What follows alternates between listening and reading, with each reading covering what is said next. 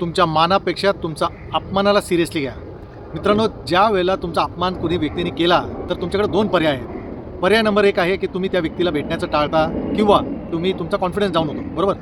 पर्याय नंबर दोन आहे की तुम्ही स्वतःला मोटिवेशन करता की आता मला या गोष्टीला चुकीचं ठरवायचं आहे. त्या व्यक्तीने तुमचा अपमान केला म्हणून त्याचा द्वेष करण्यात अर्थ नाही आहे.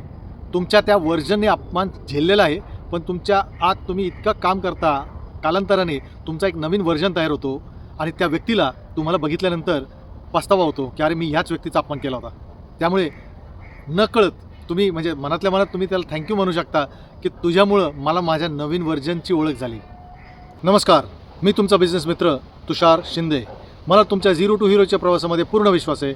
मला 100% गॅरंटी आहे तुमच्यात एक धमक आहे, एक ताकद आहे, एक जज्बा आहे. फक्त तुम्ही स्वतःला सिरियसली घेण्याची गरज आहे. विचार पटले असतील तरच लाईक अँड सबस्क्राईब करा. जय महाराष्ट्र.